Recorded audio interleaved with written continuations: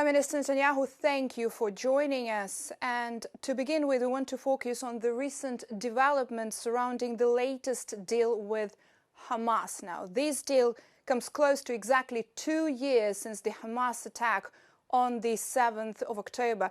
We might see the hostages freed on the same day they were taken 2 years ago. Bringing the hostages back, can you say Israel achieved its main goal? Well, we accepted the deal, as did all the world. It was President Trump's plan. Hamas says that it accepted the deal. Now the onus is on Hamas. This plan consists of 2 parts. The first part is releasing all the hostages. Israel makes a tactical withdrawal, stays in Gaza. And then the second part is meant to demilitarize Gaza and disarm Hamas. That will be negotiated. But the first part is there. It's agreed upon. And that could be indeed the beginning of the end of the war. And as I said, since we accepted it, we have to see what Hamas will do. If Hamas will accept it, I think it's a very good sign. If Hamas doesn't accept it, and it's a possibility that we always take into mind, then Israel will receive, as President Trump says, the full support of the United States to forcefully act against it to bring about an end to the war. I prefer, obviously, that we proceed with the plan as presented, but time will tell, and it won't take very long. In a few days, we'll know if Hamas agrees to the release of all our hostages. We can move forward. That is complete phase 1 of the deal. That's what we're trying to do right now. Prime Minister, just to follow up, so what happens if Hamas does not release the hostages? What will Israel do? How Israel will change its stance and the strategy? Well, you have to realize that the reason Hamas agreed in the first place to this deal is because we acted militarily against their main stronghold, the city of Gaza. I gave an order to several weeks ago to the army to enter that stronghold, and as a result, Hamas became, I would say, a lot more flexible because they realized that their end is near. Add to that President Trump's intervention and the plan that he put for ending the conflict by having the hostages released first. That I think sealed this this situation in a positive way. Now, of course, I can't tell you if Hamas will agree to it. I think that it's possible. I hope it'll happen, but I can't guarantee that it'll happen. And so if it doesn't happen, what President Trump has said is that he will back Israel completely in acting forcefully against Hamas. Well, let's hope that that we can finish it the easy way and not the hard way. Prime Minister, the world is watching closely as the latest deal with Hamas unfolds. After all the suffering, what's next for Gaza from your point of view? What is your message to the Palestinian civilians and to Hamas at this stage? I think everybody understands that Hamas rule has to come to an end. All our hostages have to be released. Of course, Hamas cannot come back to running Gaza, tormenting its people with its terror regime, and terrorizing Israel with rockets and missiles and hostage-taking. So that has to end. Once that ends, I think what we need is a system of a division of responsibility. Israel will have overall security responsibility to prevent terrorist resurgence from Gaza. But in Gaza, we need a civilian administration that is administered not by people who are committed to Israel's destruction, but those who are committed to living peacefully with it. President Trump has undertaken himself to head that civilian authority, to head the governing board of that civilian authority, and I think that's a good development. So if we have that, I think we can have a different future for Gaza and for Israel and for everyone in the region. That's what we hope will take place. But the first step is release all the hostages and then disarm Hamas and demilitarize Gaza. Is that a good deal for Gaza, or is that the only deal for Gaza? Well, I think right now it's the only deal on the table. There's no other deal, number one. Number two, I think it's very good for Gaza. And the Gazans are hoping that Hamas they want to free Gaza. They want to free Gaza from Hamas tyranny. Hamas shoots anybody in the Palestinian side who wants to dissent from Hamas' war of terror in Israel, wants to dissent from Hamas taking all the money, the billions that were poured into Gaza. The Gazans didn't see any benefit from that. They just built an underground city, terror tunnel city. And so they want a different future, and Gazans are now fighting Hamas. They're actually fighting Hamas because they see now a hope to get rid of Hamas. So is that something that can happen? I think it could. And I think it's not only that within Gaza people are hoping that they can remove this Hamas terror dictatorship that has subjugated them for so long. It's that everybody in the world agreed to a new deal for Gaza. Return of all our hostages, the disarming of Hamas, the demilitarizing of Gaza. Basically, the whole world has now accepted this plan.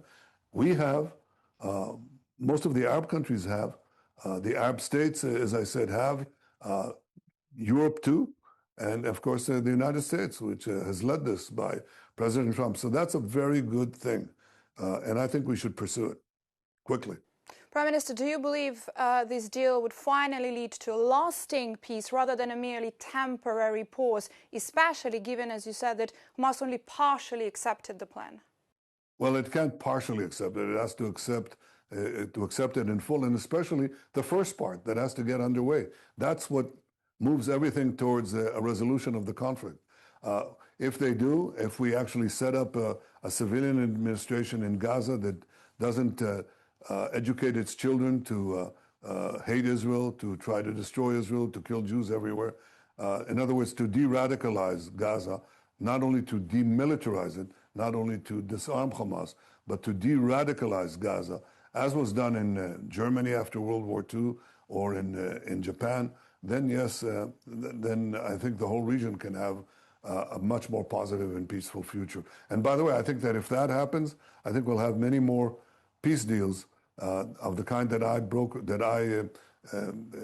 had done with President Trump and Arab leaders in the Abraham Accords. We can expand the Abraham Peace Accords to include other countries in the Middle East and Muslim countries beyond the Middle East. So the future is bright, but the first stage is Hamas has to get on the program. They have to release all our hostages and do so immediately. Well, the plan is seen as a short-term solution by many regional actors, and the Arab countries may not follow suit unless what they say they see a long-term solution for Palestine. How do you plan to get them on board from your side, from your point of view? I think many of them are afraid of a Palestinian terror state. Many of them privately tell us how they want to see Hamas eliminated from the scene. I think we can get to a solution that protects Israel's security and also gives the Palestinians the ability to govern themselves, but not to threaten Israel. That means necessarily that some sovereign powers will remain in Israel's hands, especially the sovereign power of security, because we've seen time and again that when Israel moves out, gives the Palestinians a territory which they govern without no limitations, then immediately Iran comes in, they set up a terror state, they attack Israel, as they did in the horrific massacre of October 7th. That's not a path to peace. If you want a real path to peace, then the Palestinians have to come finally to recognize and accept the existence of a Jewish state in their midst. And that hasn't happened. That's why we don't have peace here, because they refuse to, they don't want a state next to Israel. They want a state instead of Israel.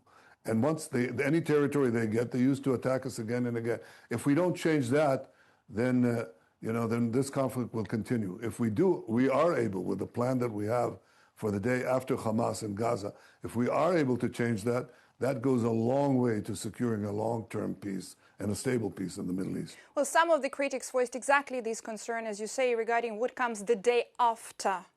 Exactly.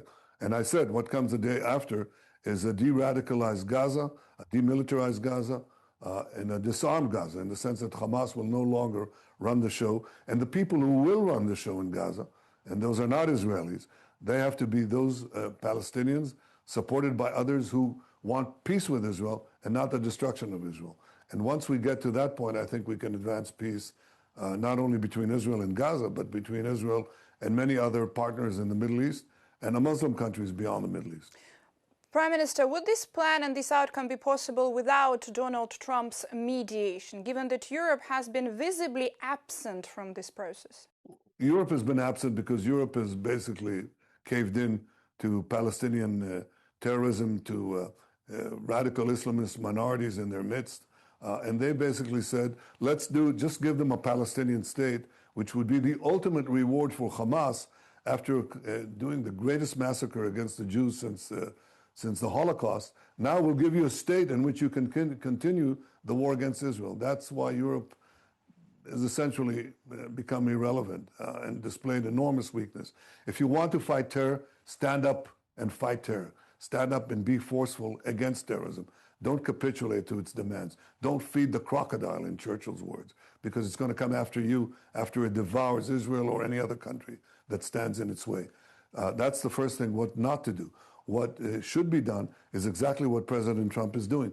He's presenting a realistic peace plan, a realistic plan that eliminates the terrorist elements, the elements that want to continue the war again and again, who vow to repeat the massacre of October 7th again and again. Remove them, replace them with a peaceful administration, and we can move on with peace. But that requires first releasing all the hostages and eliminating Hamas as a military and governing element in Gaza. There are several EU countries recently recognized the state of Palestine. How this affects or will affect Israel's relations with Europe? How would you explain to those in Europe what are the goals of your government in Gaza? Well, I think it caused enormous damage first here in the Middle East because it's the ultimate prize for terror. You attack Jews in, as I said, the worst attack since the Holocaust, and you're given a state because that's who is going to run that state. And remember, the Palestinians had a state in Gaza, a de facto state, which turned out to be the greatest terrorist attack in history since 9/11. Imagine that after 9/11, people would say, okay, now let's give bin Laden and Al-Qaeda, let's give them a state. Not only will we give them a state, it'll be 1 mile from New York, which is what they're suggesting. After this October 7th massacre against Israel, we'll give the Palestinians a state 1 mile or a few miles from Tel Aviv. That's not going to promote peace. But that's effectively what the European leaders, those European leaders who suggested a Palestinian state, are saying. We're going to stop terrorism by giving the terrorists a state right next to their intended victim, whom they almost eliminated. That doesn't move peace. I think that the more responsible approach taken by the United States and by President Trump, that's the way to improve peace. How did we get the Abraham Accords? You know, for 50 years, for 25 years, a quarter of a century, we couldn't expand the peace with our Arab neighbors. Everybody said you have to give the Palestinians a state. And that state obviously was committed to our elimination. So that wouldn't move it very far. In fact, it would move the needle backwards. In came President Trump and I, and we worked together, and we went around the Palestinian state. We went to Abu Dhabi. We went to the Emirates, that is. We went to Bahrain.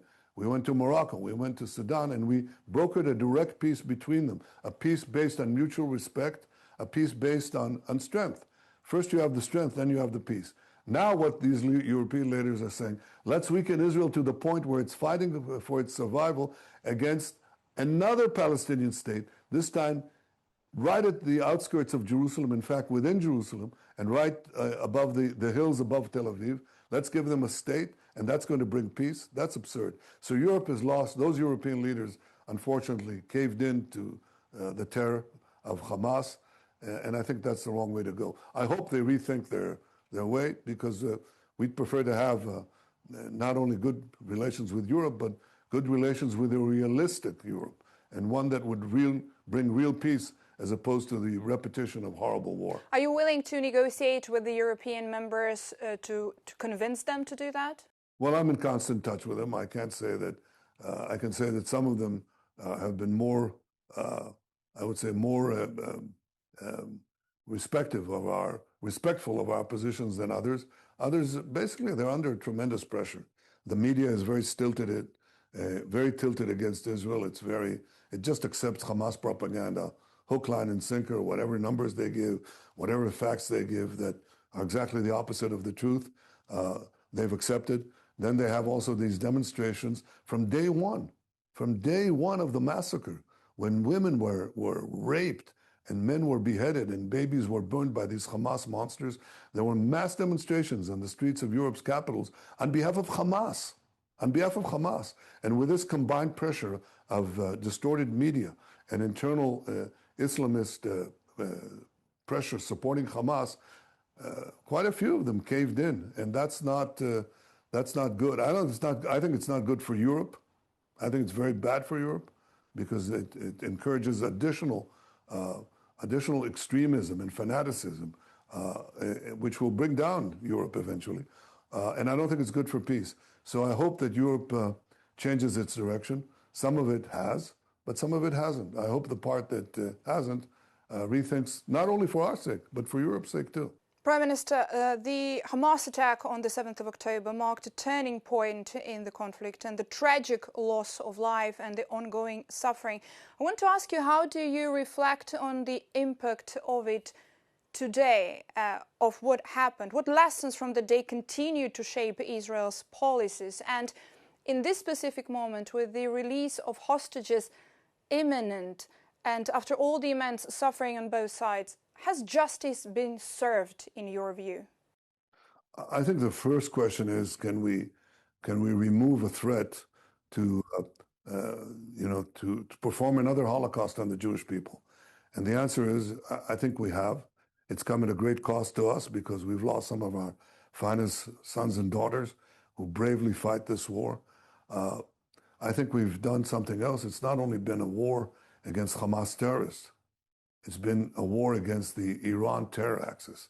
Remember that in these 2 years of conflict, we also went after Hezbollah that threatened to rain down 150,000 rockets and missiles on our heads, and they did quite a bit of that, and we basically brought them to their knees, Hezbollah. We brought down, by our action, the murderous Assad regime that had murdered 500,000 of its own population and served as a main axis for the Iran terror bridge to the Mediterranean. We took out the most dangerous weapons directed against us and rolled back the Iran atomic threat to annihilate Israel. It's a tremendous achievement. And it not only threatened us, it threatened every one of our Arab neighbors. It threatened Europe because they were building intercontinental ballistic missiles that could carry atomic warheads to Italy, to France, to Germany, to Britain. It's a huge service that we did, as Chancellor Merz said. Israel did the work for all of us. That was an important acknowledgement of what we were doing. And then, of course, we also have to deal with the Houthis that are blocking, another Iranian proxy at the mouth of the Red Sea that is blocking maritime trade and is also raining down missiles on us, including last night. So we have a whole Iran terror axis, which we have rolled back, not only for our own security, but for the future of the world. And that's what, that terror axis is what has funded Hamas, funded Hezbollah, funded the Houthis, kept alive all these fanatic forces that are not only against Israel, they chant death to America, death to Israel, and by the way, death to Europe in between. And I think it's important for the Europeans to understand what Chancellor Merz said in a broader context. We are actually fighting the barbarians who want to destroy our free societies. They want to destroy you. And we are standing at the front lines while we are being attacked from people in Europe whom we are protecting. It's quite amazing. So obviously, there has to be a change, I think, in the understanding of what battle is being fought here. It's not merely against the Hamas terrorists who hide behind civilians, who use their civilians as human shields, who shoot the civilians who want to get out of harm's way when we tell them leave the area, the zone of combat. It's not only against these monstrous terrorists, it's against the whole monstrous terror axis that Hamas has built, not only to destroy Israel, conquer the Middle East, but to attack you. And that is what Israel is fighting. Few Europeans perhaps understand it, but it doesn't make it less true. It's just when, as Churchill warned the world that was celebrating the Munich Agreement, celebrating the giving Hitler control basically of a part of Czechoslovakia, everybody said it's peace in our time. And he said, no, it's not. It's not. This will bring a war the likes of which we haven't seen. And people condemned him as a warmonger, just as they're condemning Israel, just as they're condemning me. But in fact, we are fighting the battle of the free world. We are fighting the battle to prevent the barbarians from storming into Europe, First from conquering all the Middle East, storming into Europe, and then attacking the United States. Now, whether or not people see it, it's true. And I'm very proud of our soldiers who, in defending ourselves so courageously, are also defending all of free civilization. Prime Minister, thank you very much. Thank you.